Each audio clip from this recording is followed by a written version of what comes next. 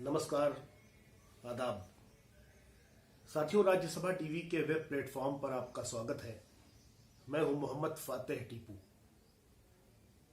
Rajya Sabha TV संकट के इस दौर में भी आप तमाम लोगों तक देश दुनिया की तमाम खबरों को पहुंचा रहा है।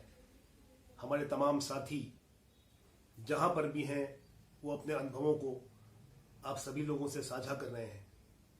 साथियों, आज मैं हाजिर हुआ हूं। आप जानते हैं कि लॉकडाउन का आज 5वां दिन है और मुझे मालूम है कि आप तमाम लोग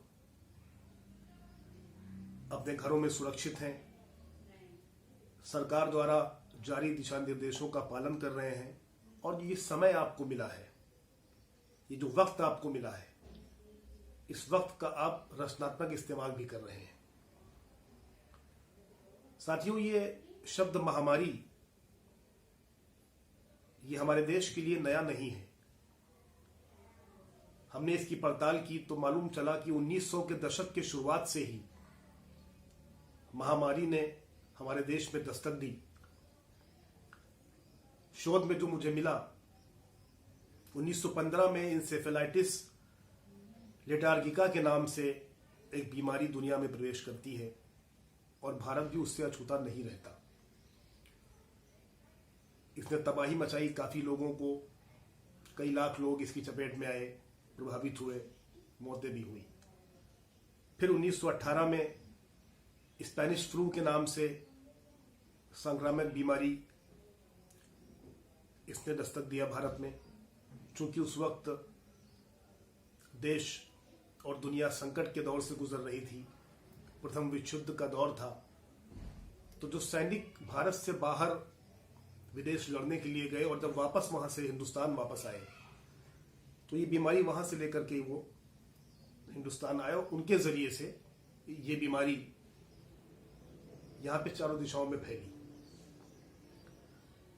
1961 और 1975 के बीच में कॉलरा पैंडेमिक, जिसको हैजा महामारी भी कहा जाता है, इसने तबाही मचाई। 68 और 69 के बीच में फ्लू महामारी हमारे देश में आई। 1974 में चेचक के कहर बन करके टूटा भारत में और तमाम लोगों को इसने अपनी चपेट में लिया। उस वक्त की सरकार ने राष्ट्रीय चेचक उन्मूलन कार्यक्रम के जरिए, जिसको NSEP भी कहते हैं, उसके जरिए इन्होंने तमाम अभियान चलाया और लोगों को इलाज पहुंचाया इस चेचक का और काफी हद तक इस बीमारी को काबू में किया।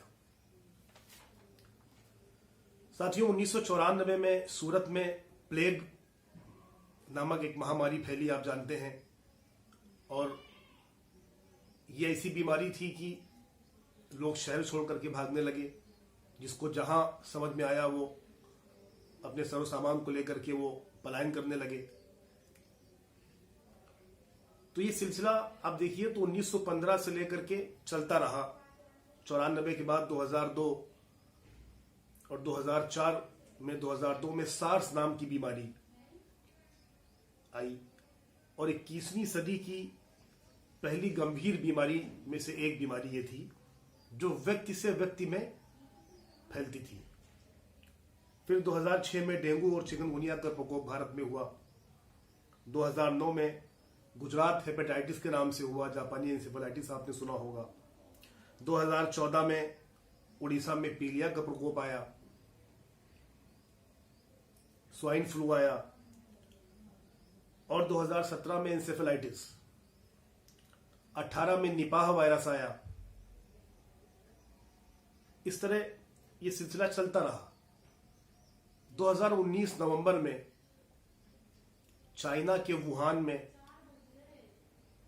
कोविड-19 यानी कोरोना वायरस नाम की ये बीमारी पाई गई, जिसने पूरी दुनिया में, तकरीबन दुनिया के सैकड़ों देशों को इसने अपने चपेट में लिया और अब ये बीमारी भारत में भी इसने दस्तक दिया।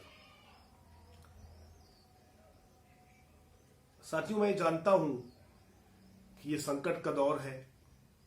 इसमें हमें, आपको और तमाम देश के नागरिकों को धैर्य रखने की जरूरत है, अपने घरों में रहने की जरूरत है। और एक चीज, हमें ये संकल्प लेना है कि ये जब हमारा देश पिछले 100 से ज़्यादा सालों से तमाम जो महामारी मैंने आपके सामने गिनाई इसका सामना कर रहा है, तमाम प्राकृतिक आपदाओं का सामना कर रहा है, सूखे का सामना किया, ओलावृष्टि का सामना किया, बाढ़ भी आई, तमाम मुसीबतें इस राष्ट्र पर टूटी, कहर बन करके टूटी, जान माल का नुकसान हुआ। उसके बावजूद भी हमारे देश के संकल्प ने, देशवासियों के संकल्प ने एक दूसरे के साथ कंधे से कंधा मिला करके मुसीबत के इस वक्त में लोगों को मदद करने का जो जज्बा है, इसको लेकर के जो संकल्प लिया इन लोगों ने, और बड़ी सी बड़ी मुसीबतों का हमारे देश ने सामना किया और फिर अपनी रफ्तार से ये आगे बढ़ता गया। तो घबराने की जरूरत नहीं है, आपको अफवाहों में नहीं आना है, भयभीत नहीं होना है। चूंकि इस बीमारी का अभी तक कोई इलाज नहीं आया, लेकिन जो वैज्ञानिक समुदाय है पूरे देश और दुनिया के, वो लगे हुए हैं लगातार शोध करने में कि किस तरह से हम जल्द से जल्द कोविड-19 कोरोना वायरस की इस बीमारी के खात्मे की जंग में जीत हासिल करें। तो इसमें घबराना आपको नहीं है, ये ध्यान रखना है। और मुझे एक वाकया याद आता है, मैं आपसे साझा करता हूं। बगदाद में एक बहुत बड़े सूफी संत गुजरे, फकीर गुजरे, जुनैद बगदादी के नाम से। तो जुनैद बगदादी बहुत बड़े सूफी संत थे। कहा जाता है कि जो लोग भी इराक या बगदाद से गुजरते थे या वहां जाते थे तो उनसे जरूर मुलाकात करते थे। बड़े सूफी संत थे वो, करीब 1100 साल पहले की बात है। बगदाद में एक गांव के बाहर उनका झोपड़ा था, वहां वो रहते थे। कहते हैं एक बार एक काली परछाई आई, तेजी के साथ में उसने बगदाद में प्रवेश किया। जुनैद बगदादी ने पूछा उस काली परछाई से, कहां जा रहा है और तू कौन है? तो परछाई ने कहा कि मैं मौत हूं और क्षमा कीजिएगा, माफ कीजिएगा, मुझे बगदाद में 500 लोगों को मारना है। जुनैद बगदादी ने कहा ठीक है। उसके बाद मौत हुई लोगों की वहां पर, और मालूम चला कि करीब 5000 लोग अपनी जान से हाथ धो बैठे और अफरा तफरी का माहौल हो गया। 15 दिन बाद फिर वही काली परछाई उस बड़े बुजुर्ग सूफी संत जो फकीर थे उनसे उनका सामना हुआ। उन्होंने पूछा कि रुक,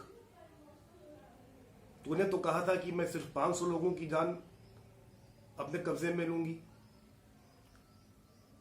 तो काली परछाई ने कहा कि मैंने तो 500 ही मारे हैं, लेकिन बाकी 4500 दहशत और डर के मारे वो मर गए।